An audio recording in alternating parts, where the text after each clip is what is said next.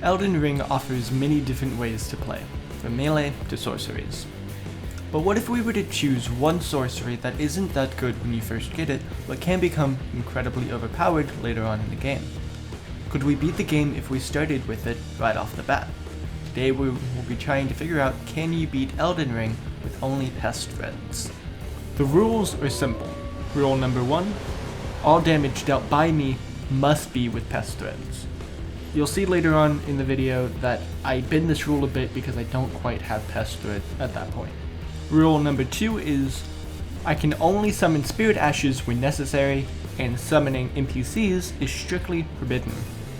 Rule number 3, no cheating or exploits. And with that out of the way, let's get started.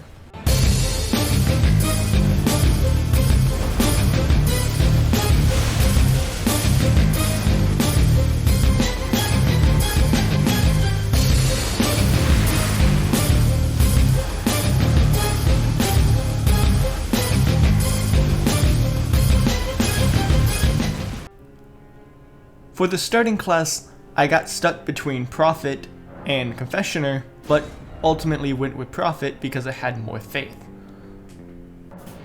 And for a creative name, I went with Pesty Boy. You get it because we're using Pest threads? Huh? Yeah. Anyways, keepsake, I went with the Golden Seed. For obvious reasons, I want a new flask, right from the beginning. For my character, I was going to go with a pasty white Liam Neeson, but then got bored midway through and just made Liam Neeson with a big nose. Made him look like a rat. After spawning into the world and getting my stuff in order, I decided to go and fight the tutorial boss by jumping off the ledge. After getting into the actual world, I take the elevator up and proceed on my way to Melina. There's going to be a lot of setup in this run, and without Torrent, it's going to be a long slog.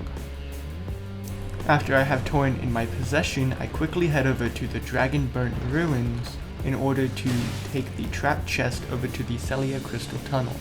After this, I quickly leave into the swamp of Aeonia and make my way over to this creepy old man. Without him, we cannot start the quest with Millicent in order to get the Pest threads later on. Now, we need to fight Commander O'Neill in order to get the unalloyed gold needle.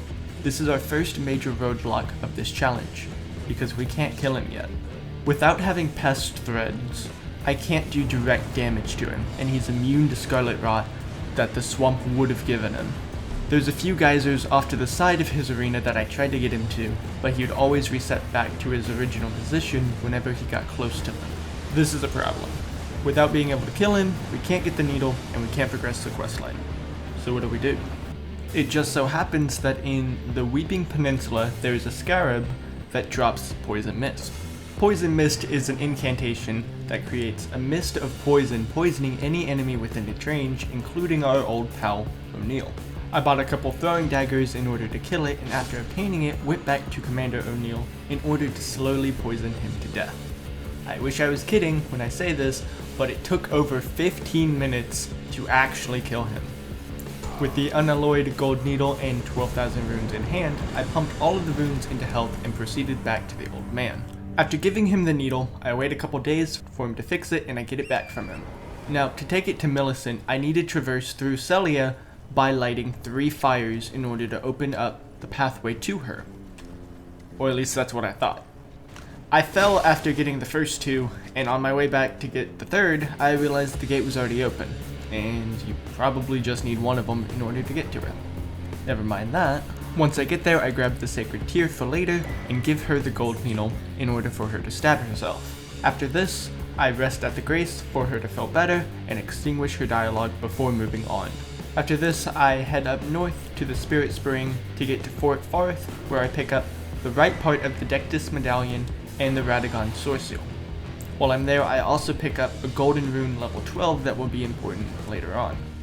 After that, I head back to Mistwood in order to get to Fort Height to receive the left part of the Dectus Medallion. The knight here gave me a little bit of trouble, but leading him away from the ladder then running back was enough to get me up. Now that I have both sides, the last thing to do is get to the lift itself. I take a secret path along the side of Stormhill Castle in order to get to the lakes of Liurnia. After this, I take a Spirit Spring up to Belhelm Highway. Now it's a straight shot to the lift. Once I'm up on the Altus Plateau, I need to find an entrance to a ravine northwest of my location. I then need to follow the ravine up to the Shaded Castle. It's here we will be obtaining the Valkyrie Prosthetic, an item we need to give to Millicent for the old man to sell the Pest threads. After getting lost and wandering around a bit, I do manage to find it in a chest. Now I have to find Millicent near the Altus Plateau. After I give her the prosthetic and extinguish her dialogue, I can then go back to the old man where he sells the Pest threads for 7,500 runes. This is where the level 12 Great Rune comes into play, because it gives you exactly 7,500 runes. Now with weapon in hand, after upwards of an hour of preparation, let's test it out. The base damage of the spell is just enough to two-shot enemies when lucky. The keyword being when lucky. If you're not the right distance away from the enemy, your projectiles most likely won't hit them. And if you're too far away, they may not hit, and if they do somehow hit, they'll do reduced damage. You'll have to find the sweet spot in order to get the maximum damage, considering all of the projectiles actually hit. Before I go and fight Murgat, I decided to go and get the Jellyfish Shield for its 100% physical damage block. Little did I know, it needed 20 strength and I only have 16. Regardless, I try and fight Murgat anyways. The first attempt goes well, but an obvious problem presents itself. Even when all of my projectiles hit, it's not great damage, usually being between 100 and 200. Another problem is the amount of casts. With each flask of Cerulean Tears, it gives me 5 casts of the spell. This on its own doesn't seem too bad, but if I get it wrong and get disrupted, I'm dealing no damage. And if I time it wrong and don't hit as well, I will be doing less than 100 damage in most cases, with both of these scenarios using up one of those casts.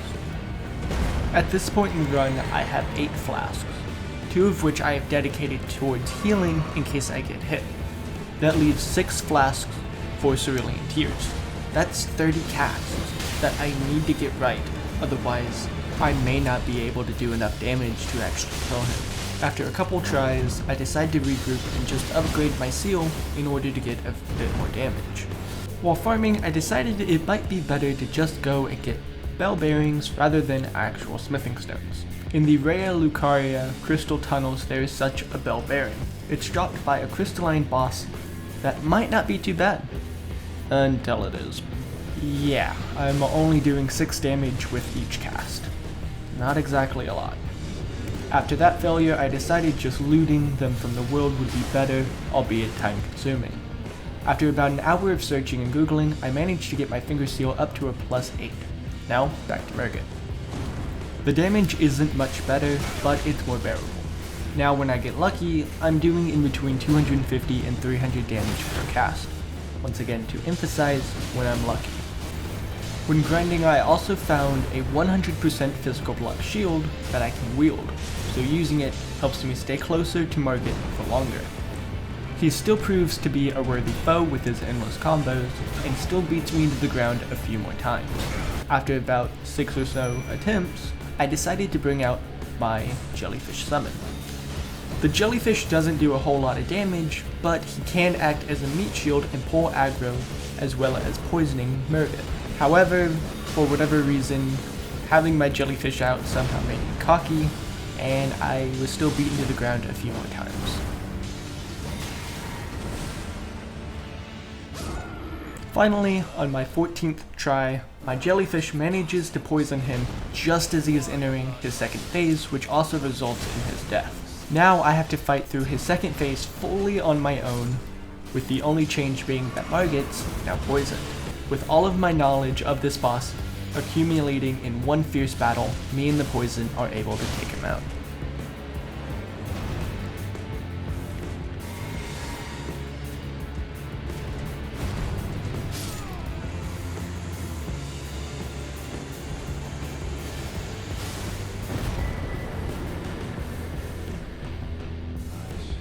Before I go after Godric, I want to find the Radagon icon. It's a talisman that lowers the casting time for spells. You can find this talisman following a secret path after the Red Wolf of Radagon boss fight. Before I get into the academy, I quickly grabbed the academy glintstone key. Then I headed back to the Belhelm Highway Grace Point and entered the academy through there. Getting through the academy wasn't too difficult, and before I knew it, I was at the boss fight. I quickly realized that the Red Wolf of Radagon is far too aggressive for my casting speed at the moment, so after just the first attempt, I decided to use my Jellyfish Summon. The second attempt goes better, but I still end up dying. This boss doesn't have too much health, so I'm able to do good chunks of damage during the third try. With that, the boss is down. Taking the secret path over to the right and taking a ladder up to the second floor of the room I was just in, I'm able to find the Radagon icon.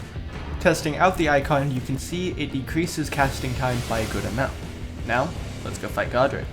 Fun fact, did you know that this guy propped up against the wall is the one that locks you in the room with the rusty key later on in this castle? You can kill him now to prevent that from happening, which is what I do.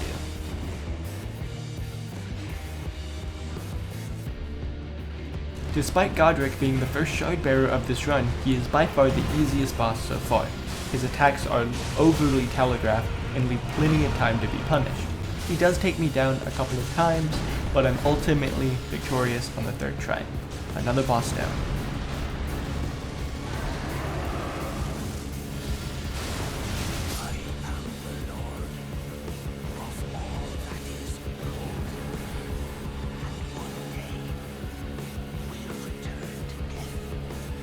Sadly, this is another major roadblock. After Godric, we need to obtain one more Great Rune in order to get into the capital. We can fight either Rykard, Radahn, or Renala. Rykard is definitely out of the question because he has far too much health, and we can't use his special weapon in order to kill him. Renala is also out of the question because in her first phase, you have to fight her minions before attacking her, which uses way too much FP. That just leaves Radahn. It is possible you could kill Radahn. The damage is there, and there is cheese in the second phase where you can kill him instantly by making him plunge into the water. However, even if Radahn was possible, the Dragoric Tree Sentinel isn't. Even if I played perfectly and never got hit and put all of my flask into Cerulean Tears, I wouldn't have enough FP in order to kill him. So now we're stuck. What do we do? There's a certain item we can get that might be our saving grace. That item is the Golden Order Seal. The seal would theoretically boost our damage even more. After obtaining it, I realized I needed an extra 10 levels in intelligence in order to use it. Sounds like it's time to farm.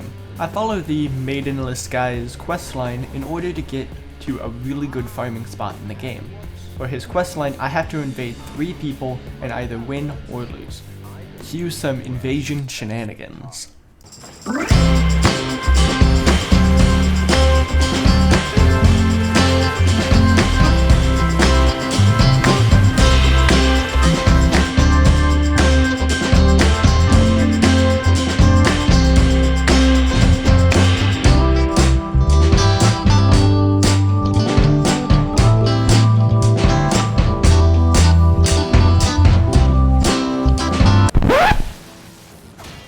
After I covered the cloth in some maiden's blood, I head back to Whiteface in order to get the Pure Blood Knight medal. This allows us to travel to an optional area of the game that allows us to farm up runes incredibly easily. After leveling up 10 times and getting a Somber Smithing Stone level 4, I headed over to the Round Table Hold to increase the Golden Order Seal to +4. However, even with this upgrade, I'm still doing less than 150 damage to the Dragoric Tree Sentinel. So even if we were to kill Radahn, we still wouldn't be able to get into the capital thanks to this Tree Sentinel. And that's where this run dies. I can say for certain, you cannot beat Elden Ring with only Pest threads in New Game. This isn't to say that you can't beat the game with the Pest threads normally. You can, just not if you start the game from scratch with them, with no cheats or glitches. Anyways, I hope you enjoyed the video, and leaving a like and subscribing would be a big help to the channel, and maybe even comment some challenge runs you would like to see in the future. Have a good day.